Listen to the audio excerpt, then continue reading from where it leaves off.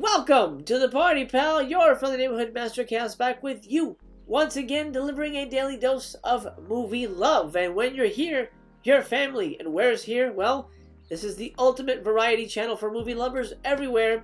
I've got a ton of Hollywood stories to share, plus details on the big Scream Factory Valentine's Day sale a little later in the video. So without further ado, let's jump into our first story. Buckle up, get a drink, get some popcorn, whatever you gotta do. Relax, kick back, let's talk movies. Let's kick things off with a reveal. The picture you see on your screen right now has been revealed by Zack Snyder as the new look for Jared Leto's Joker. What does this mean for Justice League? Is the Joker going to play a part? Is this a dream sequence? Why does he look so different? Let's find out. This is the Joker as he appears in Zack Snyder's new Justice League, an entirely new element the filmmaker decided to add as he completed his original vision of the DC Comics team-up. When HBO Max offered him the chance to finalize his own cut of the movie, the director had a few things he wanted to add to the long-awaited #Snyder Cut. Batman's nemesis was one of them. The Joker is really the only thing that I thought of in retrospect, Snyder tells Vanity Fair, but I will say that it was always my intention to bring Joker into that world. What do you think, pal? I think he looks good. I think he looks creepy. He's definitely more Heath Ledger-y than, you know, the punk bitch version of him from Suicide Squad. I like it.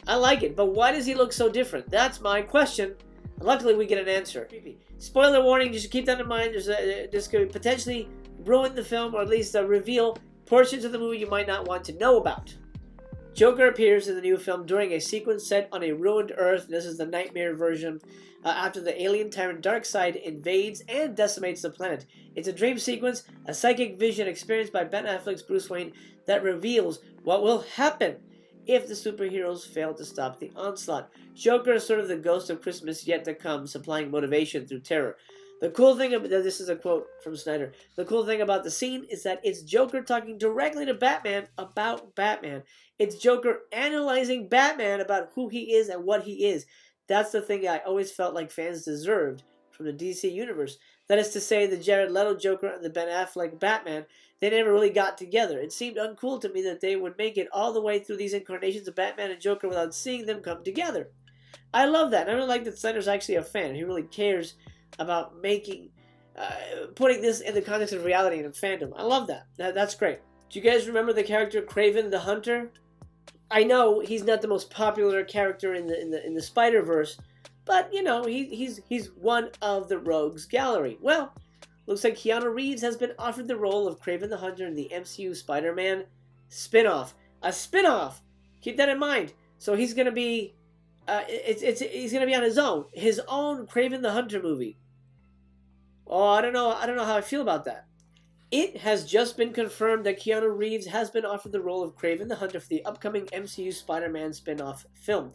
According to Illuminerd, Sony Pictures has made an official offer, which is just one of many attempts to bring Reeves into the MCU.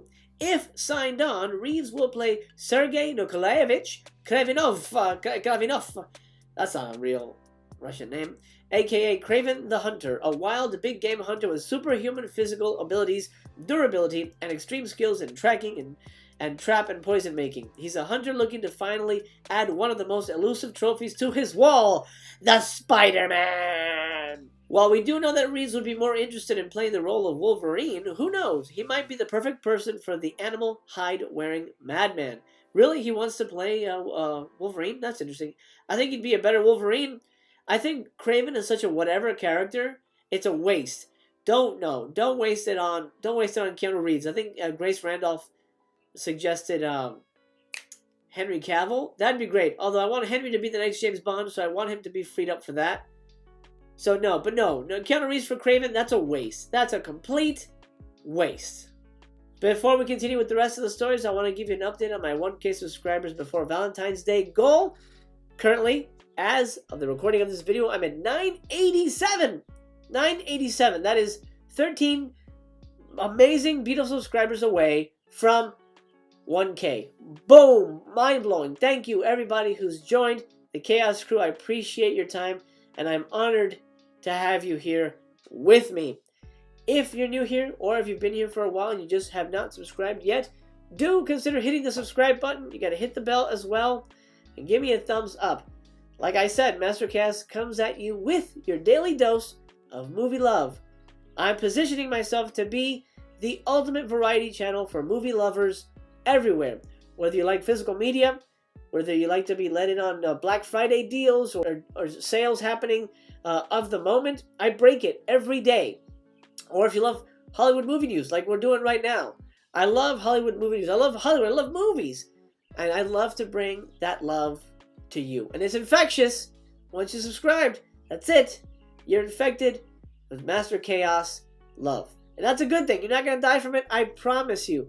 So please, do me a favor. If you're not subscribed, subscribe. Or if you think you might be subscribed but you're not sure, check. Just to make sure, give me a thumbs up while you're at it, because that helps the video very much and the channel. It lets YouTube know Master Chaos is the place to be. And it is the place to be, number one, because you're here. And you make it very special for me. Remember, Master Chaos loves you just the way you are. You're important. You're worthy. You matter. To me. Who's excited for American Horror Story Season 10? I know I am. I'm a big fan of the franchise. It's one of those things where, you know, you thought maybe it had life in it for 3 or 4 seasons, but here we are, Season 10. Amazing. Now, this article on BloodyDisgusting.com by John Squires reads, Sarah Paulson teases her American Horror Story Season 10 character. Let's find out a little bit more about what the hell is happening in Season 10. Fresh off her Emmy nomination for Netflix's Ratched, a second season is on the way. Sarah Paulson is getting set to return to the world of American Horror Story once again for the show's upcoming 10th season, which is set to premiere on FX sometime later this year. Speaking with Entertainment Weekly, Paulson teases her latest AHS character. Paulson tells the outlet, the character I'm playing this year on Horror Story has some issues. Let's just put it that way. I have a hair color I've never had in life, nor in the show. That's what I can tell you. And I have a great name. I have a great name, which I can't tell you. At this time, the theme for American Horror Story Season 10 is unknown. The cast will also include fellow AHS regulars Evan Peters, Kathy Bates, Billy Lord. Of course, everybody knows Billy Lord, Carrie Fisher's daughter. Finn Whitrock, Lily Rabb. I love Lily Rabb. Leslie Grossman, Adina Porter. She's great. And Angelica Ross. But most surprising, Macaulay Culkin is joining the cast. That's right. Macaulay Culkin is going to be on American Horror Story Season 10. That's cool. He's perfect. He fits that mold excellently. Oh, I love it. What can we decipher from this poster, though? This is a poster for American Horror Story Season 10. I'm gonna take a wild guess. This is a tattoo needle. There's some teeth, you know, some like filed down teeth. So I'm guessing it's gonna be a body modification story. That's my take on it. It remains to be seen whether that is what it is, but we'll find out pretty soon. So stay tuned for that, and let's get to our next story. This one's gonna hurt, unless you care nothing about the Powerpuff Girls, in which case just hang out until I get to the Scream Factory sale information in the next story. However, if you care about the politicization of our culture, of our genre media, then hold on to your butts, because this story gets really insane. The CW has ordered a live-action Powerpuff Girls series pilot. Why is this bad? First of all, live-action Powerpuff Girls.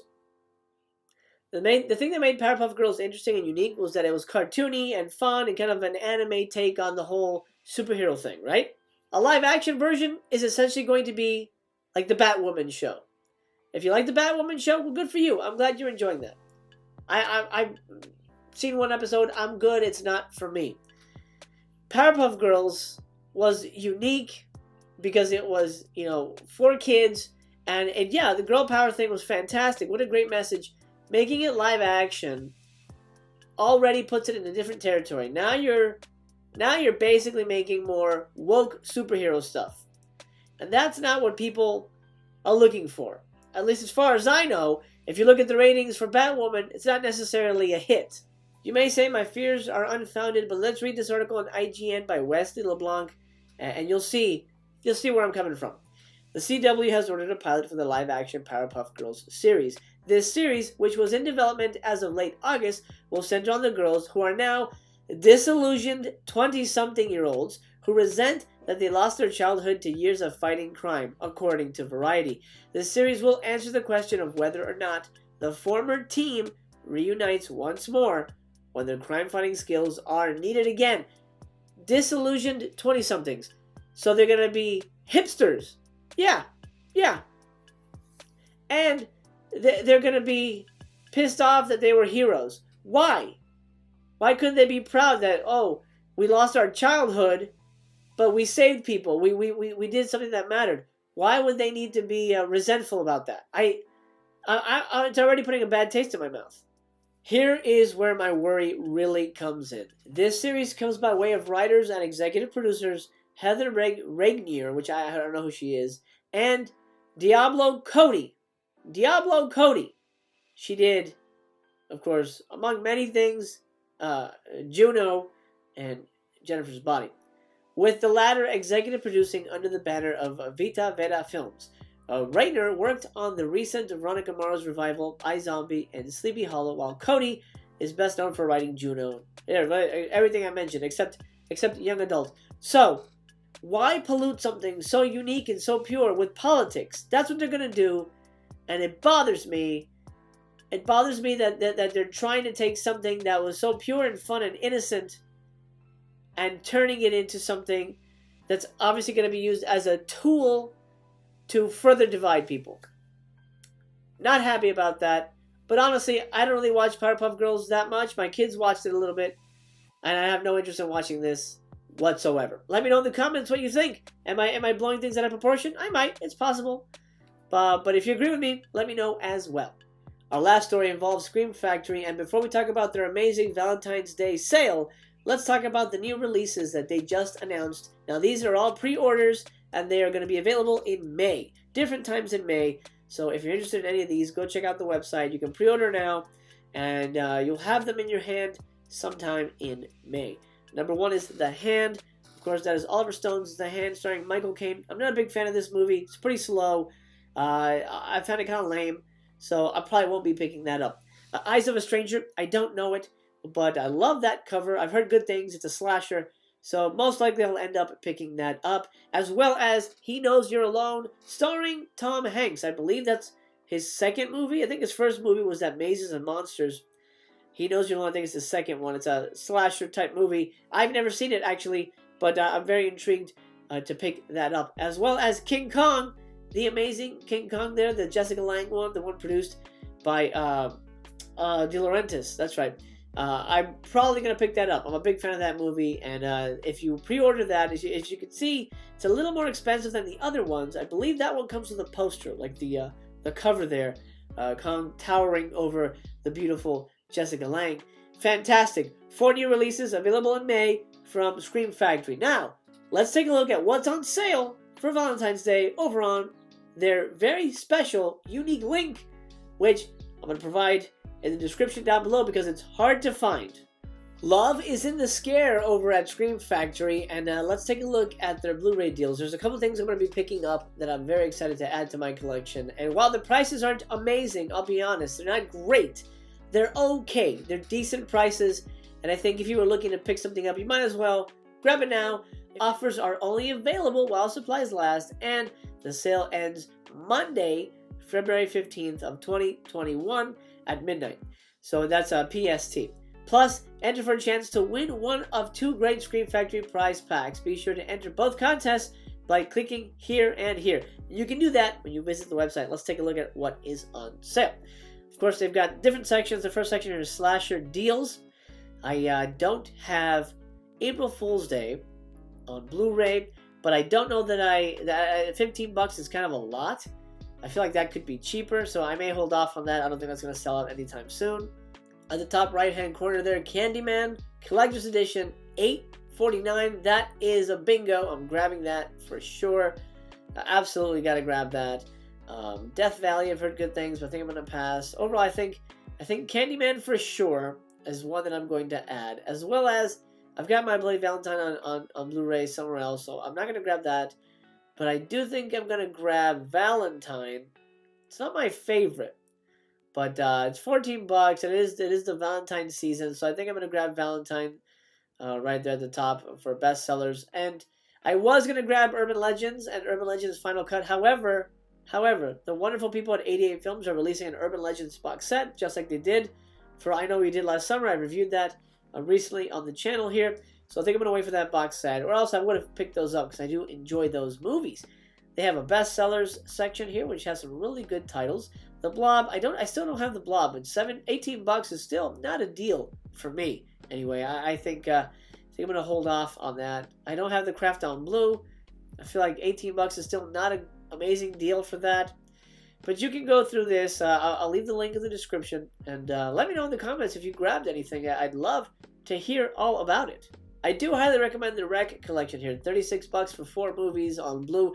That is a fantastic franchise. The first 2 movies are amazing.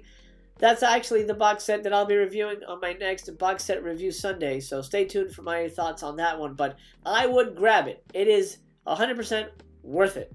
They do also have a last chance section. So you might want to pick these up because they're going to be gone before you know it. Well, that's it. That's the sale. That's all the stuff that I thought was worth mentioning. I just wanted to let you know about it. Go follow the link and grab some stuff, add some stuff to your collection. Like I said, the sale prices aren't amazing at all. At all.